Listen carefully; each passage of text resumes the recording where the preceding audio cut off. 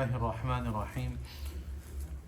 عن زيد بن ثابت رضي الله عنه قال: بينما النبي صلى الله عليه وسلم في حائط لبني النجار على بغلة له ونحن معه إذ حاجت به فكادت تلقيه، وإذا أقبر 6 أو 5 أو 4. قال: كذا كان يقول الجريري. فقال: من يعرف أصحاب هذه الأقبر؟ فقال رجل: أنا. قال: فمتى مات هؤلاء؟ قال: ماتوا في الإشراك. فقال: إن هذه الأمة تبتلى في قبورها، فلولا أن لا تدافنوا لدعوت الله أن يسمعكم من عذاب القبر الذي أسمع منه. ثم أقبل علينا بوجهه فقال: تعوذوا بالله من عذاب النار. قالوا: نعوذ بالله من عذاب النار. فقال: تعوذوا بالله من عذاب القبر. قالوا: نعوذ بالله من عذاب القبر. قال: تعوذوا بالله من الفتن ما ظهر منها وما بطن. قالوا: نعوذ بالله من الفتن ما ظهر منها وما بطن. قال: تعوذوا بالله من فتنة الدجال. قالوا: نعوذ بالله من فتنة الدجال. رواه Muslim. Sayyidina Zayd ibn Thabit radiallahu anh narrated, once Rasulullah sallallahu alaihi wasallam was passing through a garden that belonged to the Banu Najjar on his mule, and we were with him. Suddenly the mule became skittish and was about to unseat Rasulullah sallallahu alaihi wasallam.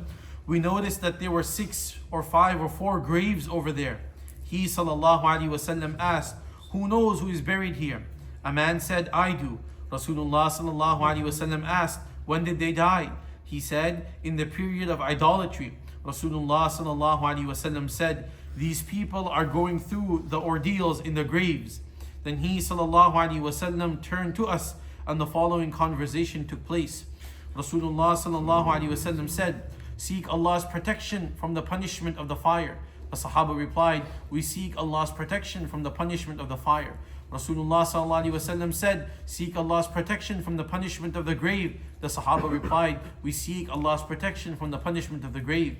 Rasulullah sallallahu alaihi wasallam said, seek Allah's protection from all trials, apparent and hidden. The Sahaba replied, we seek Allah's protection from all trials, apparent and hidden. Rasulullah sallallahu alaihi wasallam then said, seek Allah's protection from the mischief of Dajjal. The Sahaba radiallahu anhu replied, we seek Allah's protection from the mischief of Dajjal.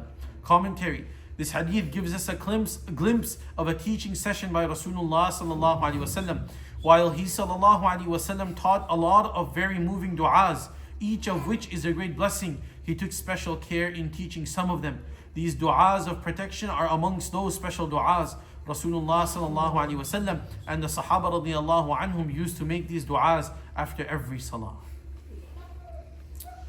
So this is a lengthier hadith. We discussed the shorter version of the hadith yesterday. Yesterday we discussed just the dua itself of Rasulullah sallallahu alaihi wasallam. Today's hadith gives us a more holistic picture of the entire incident that happened with the Sahaba radiyallahu anhum and Rasulullah sallallahu alaihi wasallam.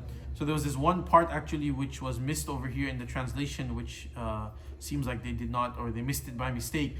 That Rasulullah sallallahu alaihi wasallam said, "Inna hadhihi al-ummata tubtala fi quburiha." This ummah of mine will be tested and trialed in their graves. And فَلَوْلَا أَلَّا تَدَافَنُوا لَدَعَوْتُ اللَّهَ أَن يُسْمِعَكُم مِّنْ عَذَابِ الْقَبْرِ الَّذِي أَسْمَعُ مِنْهُ. Rasulullah said, if it was not for the fear that you would not bury your dead, I would ask Allah to make you listen to the adhab of the qabr which I can hear. So Rasulullah could hear the adhab of the qabr which was being given to those in the qabr.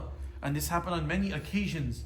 And Rasulullah said, I would ask Allah to make you listen to the qabr so that you would have, Sahaba already had 100% yaqeen, but for that conviction to be even more grounded into the heart, Rasulullah said, I would make dua to Allah to make you listen to the adhab of the qabr. So you could realize that it's not something that, we just talk about and we forget about it. It's a haqiqah and the reality, and majority of the people who are buried, they go through the adhab of the qabr.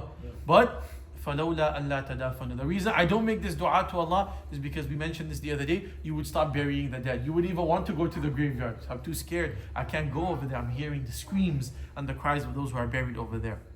Nevertheless, Rasulullah sallallahu alaihi wasallam taught the Sahaba to make these du'as. So we should also make this du'a. We read the hadith yesterday. How many of us made this du'a at least once today? Today with our 5th salah of the day, right? Isha is the final salah of the day. We've prayed 5 salahs today. How many times did we make du'a from these 4 things? From the protection from the adhab of Jahannam, protection from the adhab of the qabr, protection from all the fitnas and all the tests apparent and hidden, and number 4, protection from Dajjal. We need to make this du'a inshallah after every single salah, if not then at least once a day inshallah. We ask Allah subhanahu wa ta'ala to protect us from all of these things.